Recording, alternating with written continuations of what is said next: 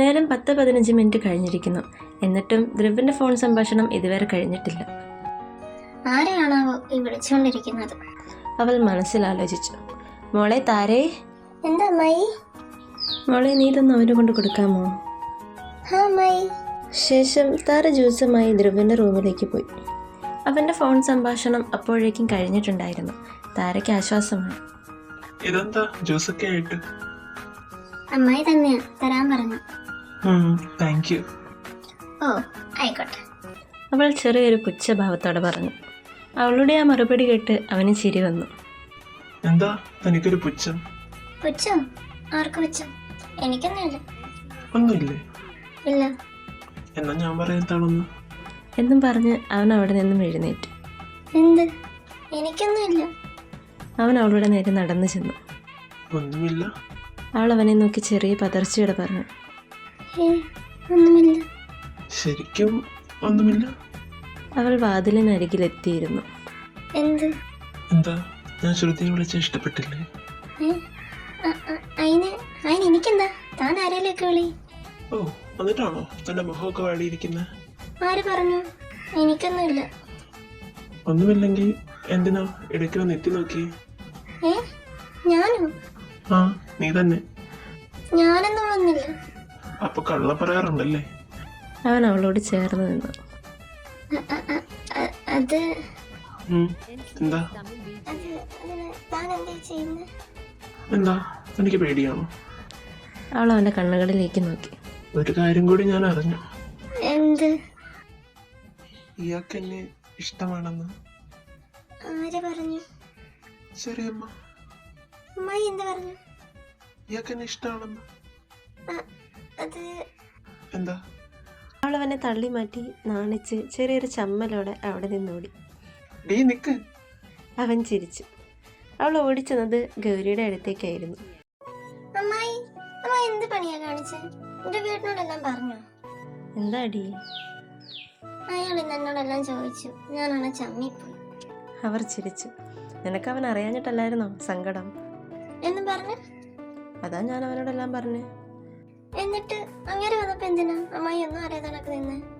അമ്മായി കണ്ണ് ചെമ്മിച്ച് കാണിച്ചപ്പോ ഞാൻ വിചാരിച്ച് അങ്ങേർക്കൊന്നും അറിയത്തില്ലായിരിക്കുമെന്ന്. ഇതിപ്പോ ഞാൻ പൊട്ടത്തിയായി. അവർ പിന്നെയും ചിരിച്ചു. എന്താടി ഇപ്പൊ ഞാൻ പറഞ്ഞതായോ കുറ്റം? ധ്രുവേട്ടോടെല്ലാം പറഞ്ഞ കാര്യം അമ്മായിക്ക് എന്നോടും കൂടി ഒന്ന് പറയായിരുന്നില്ലേ? ഞാൻ ഇനി എങ്ങനെ അങ്ങേരുടെ മുഖത്ത് നോക്കും? കണ്ണുകൊണ്ട് നോക്കിയാ മതിയടി. അവൾ തിരിഞ്ഞു നോക്കി. ചമ്മി. ഇത് കേട്ട് ഗൗരി ചിരിച്ചു. ഓ അല്ലേലും അമ്മായി മോനും ഒറ്റക്കെട്ടാണല്ലോ. അവൾ പുച്ഛഭാവം നടിച്ച് അവിടെ നിന്നും പോയി. ഗൗരിയും ധ്രുവും മെല്ലെ ചിരിച്ചു.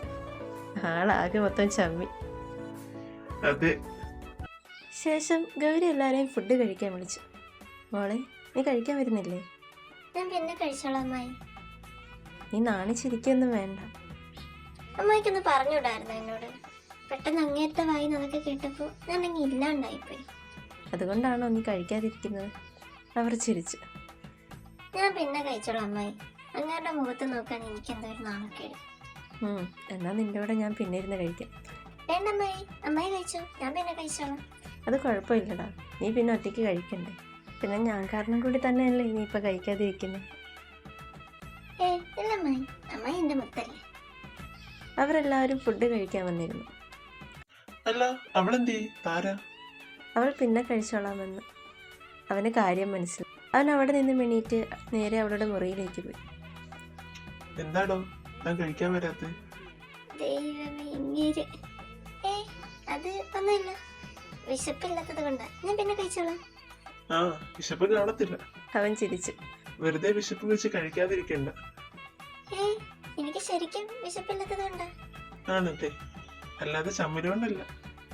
ഇയാളിന്ന് അല്ല അല്ലേ തന്നെ ഞാൻ എന്തിനാ ചമ്മിക്കുന്നേ?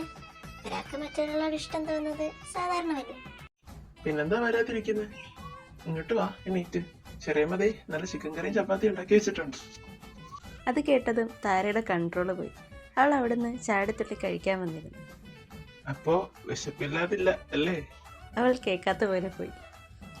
അവൾക്കായി ഗൗരി ഫുഡ് വിളമ്പി. പിന്നെ എല്ലാവരും കൂടി ഇരുന്ന് ഫുഡൊക്കെ കഴിച്ചു. അവൾ ഫുഡ് കഴിക്കട്ടെ എന്ന് കരുതി പിന്നെ അവൻ അവളെ കളിയാക്കാനൊന്നും നിന്നില്ല. ശേഷം കാര്യങ്ങളെല്ലാം പറഞ്ഞ് സമയം രാത്രി 10 മണിയായിരുന്നു. അവരെല്ലാവരും കിടക്കാനുള്ള തയ്യാറെടുപ്പിലാണ്. നേരം കടന്നുപോയി. താര തൻ്റെ കൂട്ടുകാരിയായ വാമയോട് ധ്രുവിൻ്റെ കാര്യങ്ങളെല്ലാം പറഞ്ഞുകൊണ്ടിരിക്കുകയായിരുന്നു. അപ്പോഴാണ് ധ്രുവിൻ്റെ മുറിയിൽ ലൈറ്റ് ഓഫാക്കിയിട്ടില്ല എന്നവൾ ശ്രദ്ധിച്ചത്.